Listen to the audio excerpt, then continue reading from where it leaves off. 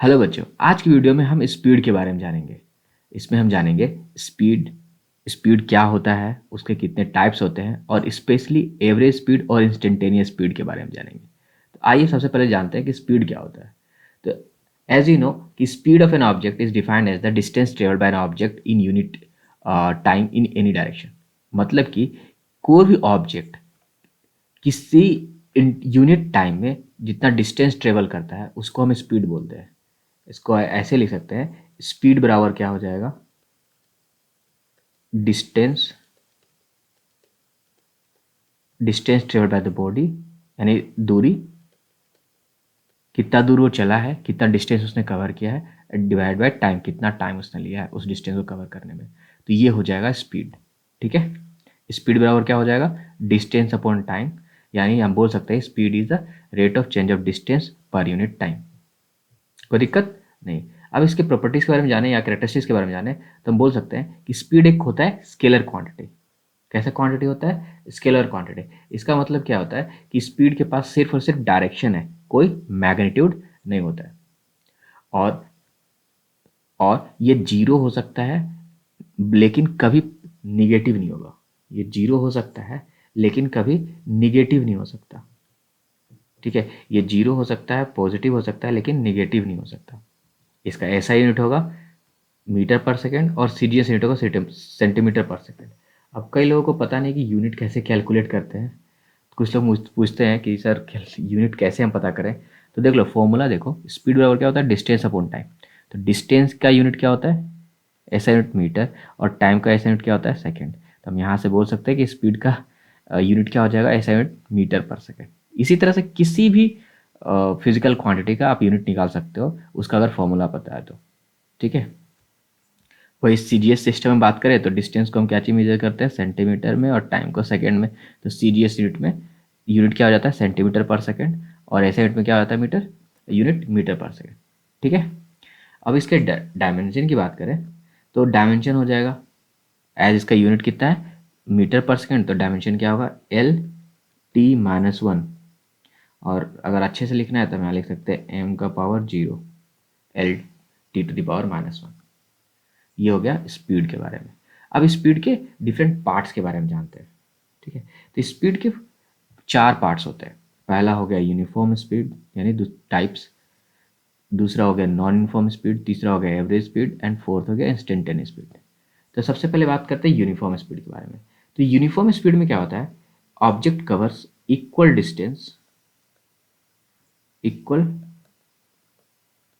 Distance in equal interval of time, equal interval of time, interval of time. इसका मतलब क्या हुआ, इसका मतलब क्या हुआ कि अगर एक ऑब्जेक्ट है, सपोज कोई एक बॉडी है, वो मूव कर रहा है, तो पहले 5 सेकेंड में उसने 2 मीटर कवर किया, और नेक्स्ट 5 सेकेंड में इसने अगेन 2 मीटर कवर किया, और अगले 5 सेकेंड में इसने फिर से 2 मीटर कवर किया। तो हर 5 सेकेंड में ये 2 मीटर चल रहा है ना। तो इस टाइप का जो स्पीड होगा वो होगा यूनिफॉर्म स्पीड। ठीक है, यहाँ पे स्पीड क्या हो जाएगा, किसी भी टाइम इंटरवल को अगर देख लो आप, तो स्पीड बराबर क्या होगा, डिस्टेंस अपॉन टाइम। कितना डिस्टेंस है, 2 मीटर बाय 5 सेकेंड। यहाँ पे स्पीड बराबर क्या हो जाएगा, 2/5, यानी कि 0.4 मीटर पर सेकेंड। ये हर एक इंटरवल में यही स्पीड है। तो ये हो गया यूनिफॉर्म स्पीड, यानी स्पीड हमारा कांस्टेंट है। ठीक है, इन शॉर्ट अगर हम बात करें तो कांस्टेंट स्पीड।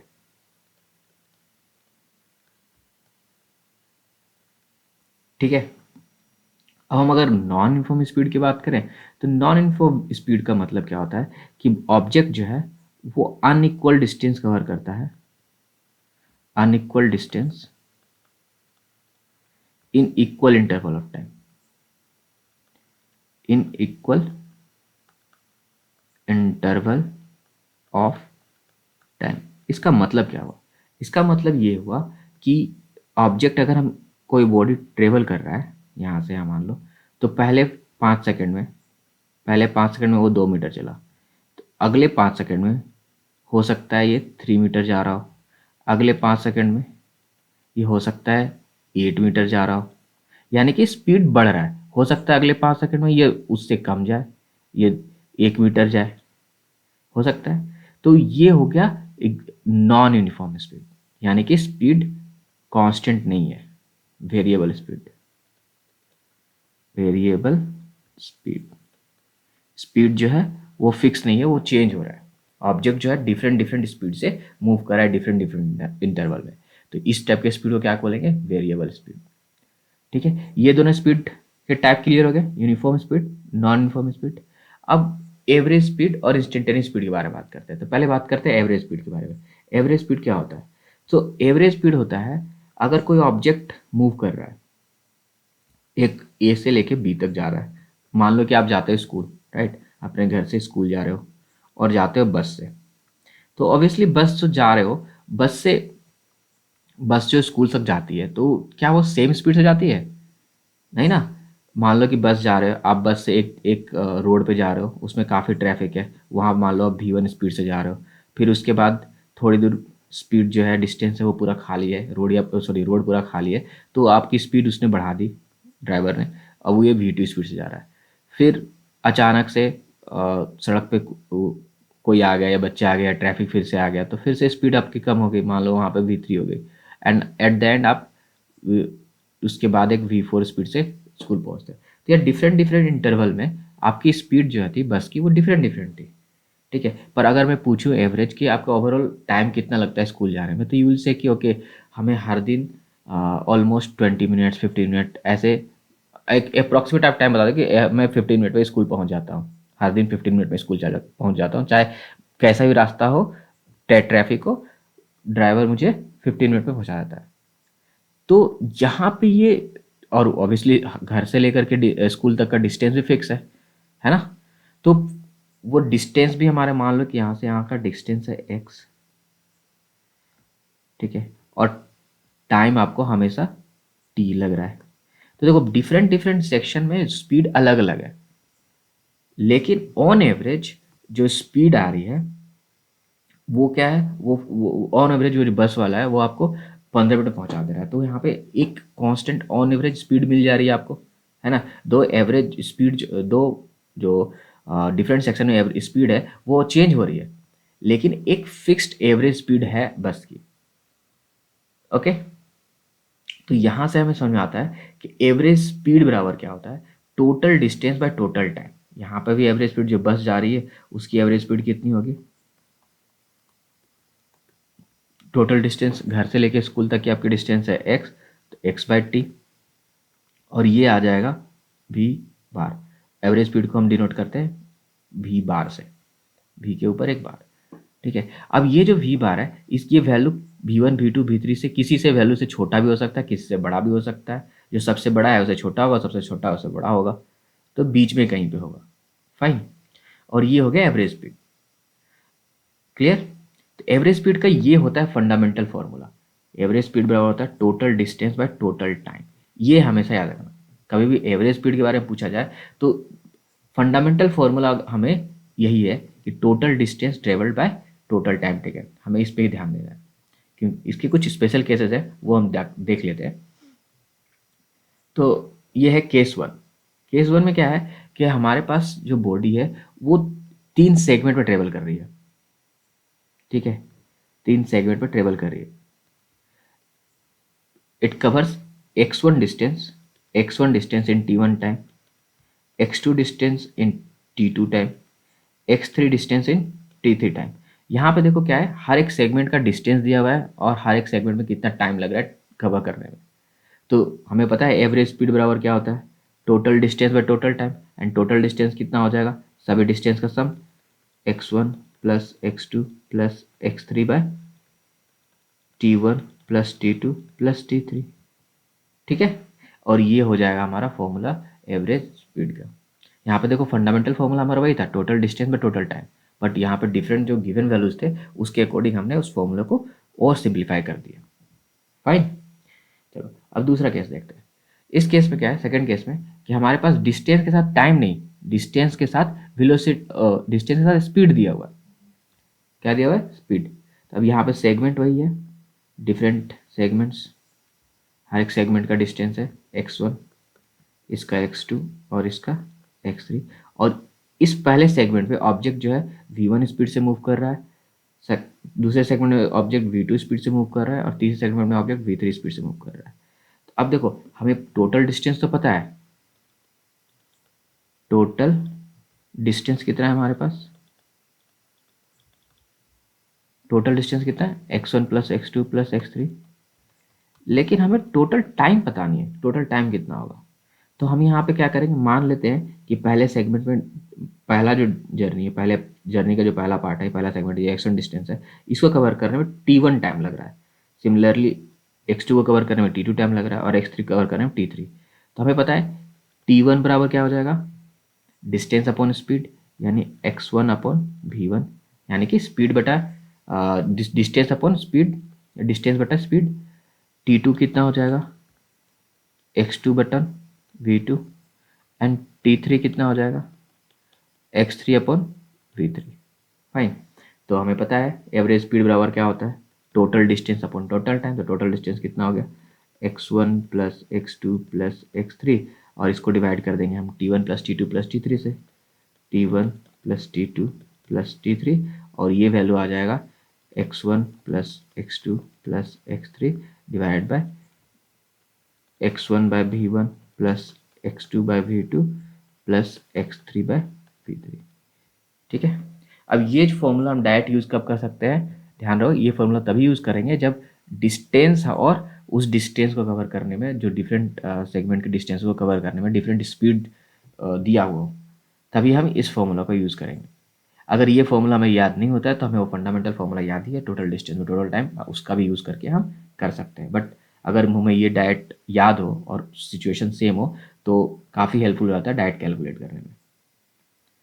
अब तीसरा केस क्या है कि हमारे पास डिस्टेंस ना दे करके स्पीड और टाइम दिया हो। ठीक है। जैसे यहाँ पे फिर से 3 सेगमेंट है, एक सेगमेंट, दूसरा सेगमेंट और तीसरा सेगमेंट। अब यहाँ से पहले सेगमेंट में जो पहला जर्नी का पहला पार्ट है, इसमें स्पीड डिस्टेंस ना दिया हुआ, इसमें दिया हुआ है स्पीड v1, दूसरे सेगमेंट में v2, तीसरे सेगमेंट में v3। पहले सेगमेंट का टाइम कितना है t1, दूसरे सेगमेंट का टाइम t2 और तीसरे सेगमेंट का टाइम t3।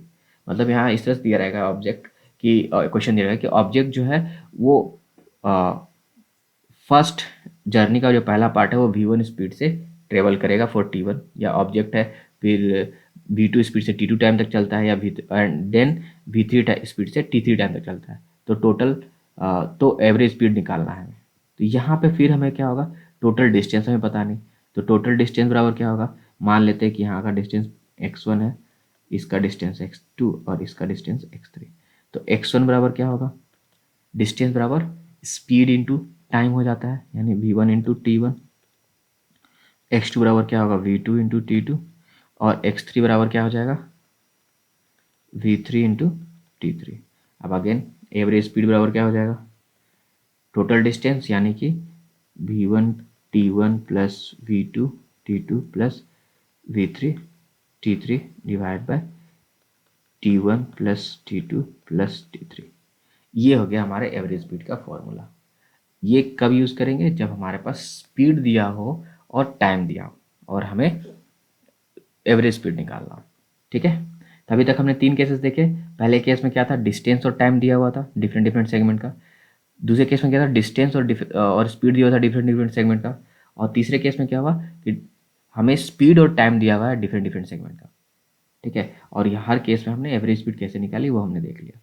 इसी जो केस 3 है, इसी में एक स्पेशल केस होता है कि क्या होगा कि अगर हर एक टाइम इंटरवल का जो ड्यूरेशन है वो सेम हो, तो उस केस में क्या होगा कि फॉर एग्जांपल मान लेते हैं कि t1 plus T two plus टी3 जो है, t1 इक्वल्स टू टी2 इक्वल्स टू टी3, ये तीनों टाइम इंटरवल जो है वो सेम हो गया। तो इसको अगर हम t मान लें तो ये जो हो एवरेज स्पीड जो हमारे पास आ रहा था, v बराबर हो गया था v1 t1 plus v2 t2 plus v3 t3, यानी कि divide by t1 plus t2 plus t3। ठीक है। तो इसमें से सबका वैल्यू t1 का, जो t1 t2 t3 है, सबका वैल्यू तो t ही हो जाएगा। तो यहाँ से हम इसको कॉमन ले लेंगे, t v1 plus v2 plus v3, और नीचे क्या हो जाएगा 3t, या टी कैंसिल, तो हमारे पास क्या हो गया v1 plus v2 plus v3 upon 3। यहाँ पे और भी अगर जर्नी के डिफरेंट पार्ट्स होते तो हम उनकी भी स्पीड को ऐड कर देते और डिवाइड कर देते नंबर ऑफ स्पीड से।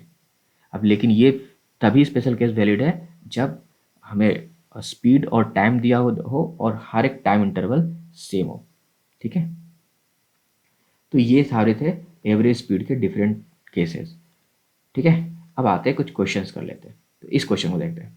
क्वेश्चन में दिया हुआ है a car covers first half of the distance between two places at a speed of 40 km per hour and second half at a speed of 60 km per hour। हमें calculate करना है average speed of the car.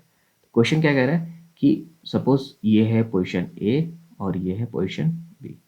तो object जो है first half of journey है, ठीक है, वो किस स्पीड से कवर कर रहा है? 40 किलोमीटर पर आवर की स्पीड से कवर कर रहा है। और दूसरी जो सेकेंड हाफ है वो कब किससे कवर है? 60 किलोमीटर पर आवर की स्पीड से। मान लेते हैं कि टोटल डिस्टेंस एक्स है, तो ये क्या हुआ डिस्टेंस? X upon two. और ये भी डिस्टेंस कितना हुआ? X upon two. अब हमें निकालना है एवरेज स्पीड। तो एवरेज स्पीड बराबर पता है हमें क्या होता है? एवरेज स्पीड बराबर क्या होता है? Total distance, total distance upon total time. ठीक है, डिस्टेंस तो हमें पता है x plus x by to plus x by to क्या हो जाएगा? एक्स। लेकिन टोटल टाइम क्या होगा? तो यहाँ भी वही लॉजिक लगाएंगे। मान लेते हैं ये फर्स्ट हाफ में टाइम t1 लगा और सेकेंड हाफ में टाइम t2 लगा। तो t1 का वैल्यू क्या हो जाएगा? t1 का वैल्यू हो जाएगा डिस्टेंस अपॉन स्पीड, यानी कि एक्स बाय टू बाय 40। और ये कितना हो जाएगा? X by 80 hour. और सिमिलरली अगर सेम लॉजिक लगाए तो t2 बराबर कितना हो जाएगा? X by two divide by 60। तो ये हो गया एक्स अपॉन 60 आर। क्लियर? तो टोटल डिस्टेंस में टोटल टाइम अगर करते हैं तो हमारे पास कितना हो जाएगा? X upon x by 80 plus x by 60। अब इसको आगे अगर हम सॉल्व करते हैं तो क्या हो जाएगा? एक्स डिवाइड बाय, यहाँ पे हम इनका अगर एलसीएम लें, अगर यहाँ इसको थोड़ा सा और आगे लेके चलते हैं, यहाँ पे अगर हम आगे सॉल्व करें तो ये हो जाएगा एक्स अपॉन, इन दोनों का एलसीएम लेते हैं तो कितना आ जाएगा? 24 250 240 सॉरी। तो हो जाएगा, ये हो गया 3x और ये हो जाएगा 4x। हमारे पास कितना आ गया? x into 240 divide by 7x। ये कैंसिल। तो एवरेज स्पीड बराबर कितना हो गया? 240 बाय 7 किलोमीटर पर आवर।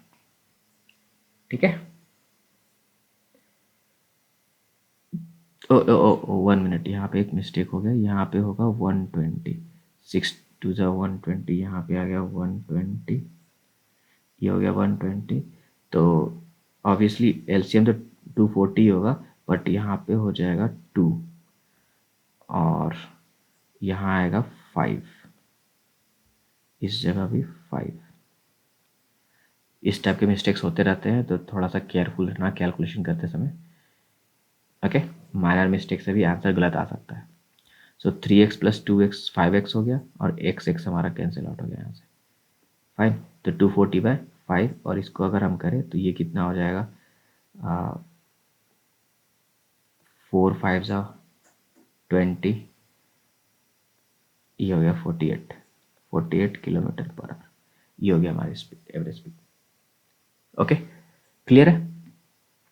तो ये क्वेश्चन हमने कर लिया। एक और क्वेश्चन करके देखते हैं।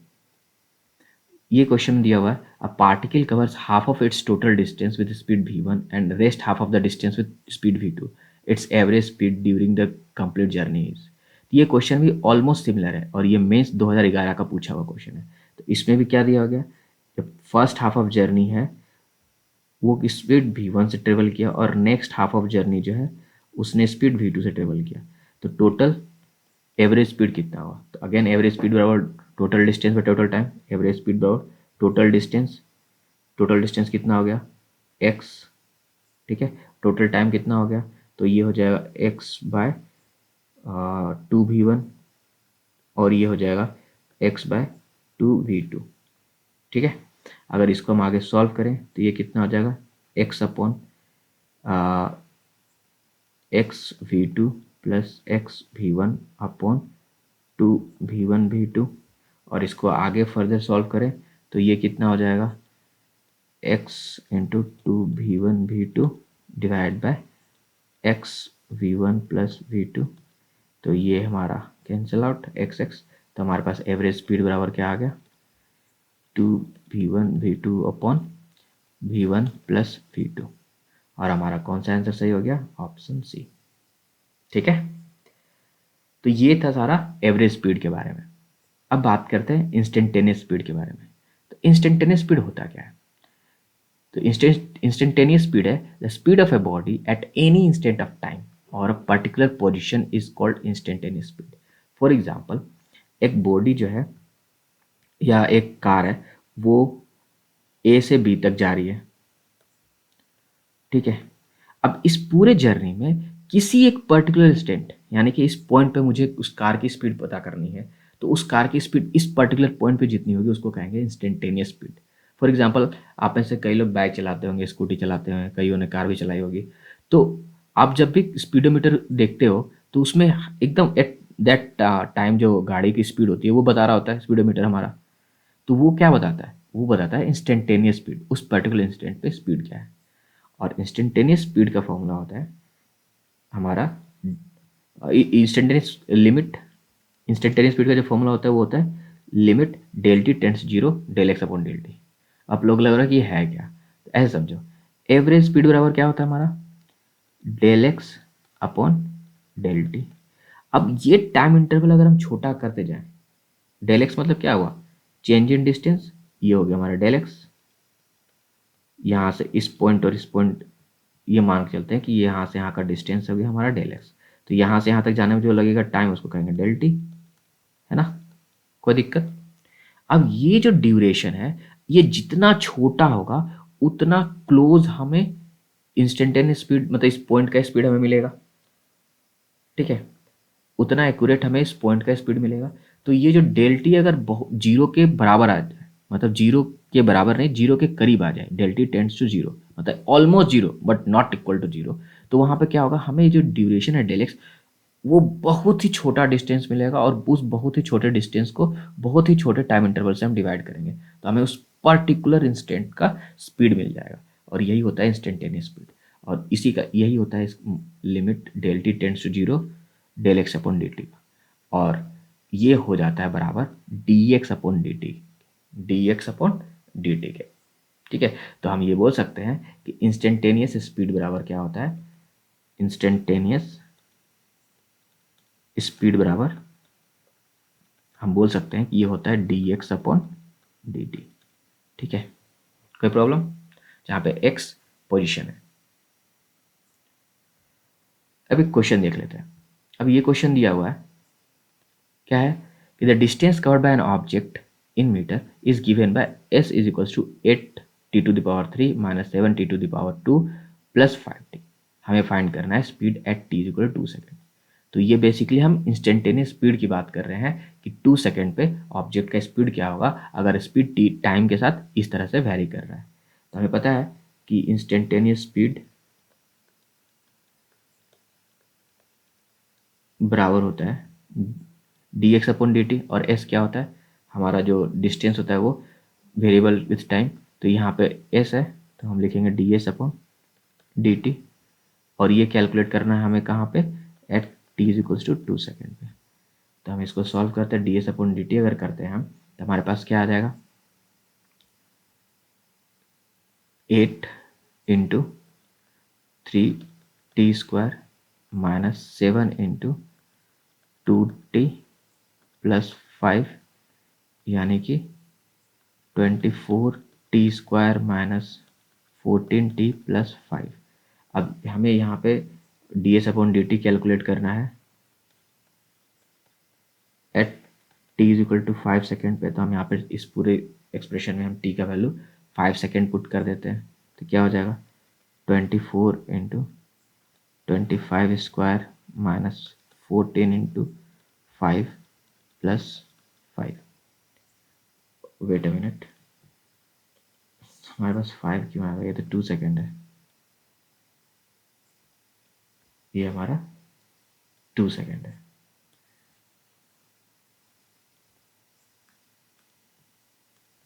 हमें 2 सेकेंड पे निकालना है, तो 24 into 2 square minus 14 into 2 plus 5, तो ये कितना हो जाएगा? 24 इंटू 4 माइनस 28 प्लस 5, ये कितना हो गया? 4 4 जा 16, 6 96, 24 4 जा 96 minus 23, and we will get 3 and 7, 73 metre per second. Okay, तो ये था हमारा इंस्टेंटेनियस स्पीड के बारे में। अब मैं आप लोगों से क्वेश्चन पूछता हूँ कि if a car moves distance 200 metre, it covers first half of the distance at the speed of 40 kilometre per hour and second half of the speed with v, तो और उसका average speed 40 kilometre per hour है, तो हमें उस v की value निकालनी है। मतलब कि एक कार है जो 200 मीटर ट्रेवल करती है, वो पहला जो हाफ है यानी 100 मीटर वो कवर करती है 40 किलोमीटर पर आवर से, और दूसरा 100 मीटर है वो कवर करती है v स्पीड से, और इनका एवरेज स्पीड जो है वो दिया है 48 किलोमीटर पर आवर। तो आपको पता करना है कि ये v का वैल्यू कितना है। इसका आंसर मैं आपको नेक्स्ट वीडियो में बताऊंगा। आज के लिए बस इतना ही, मिलते हैं नेक्स्ट वीडियो में, तब तक के लिए बाय।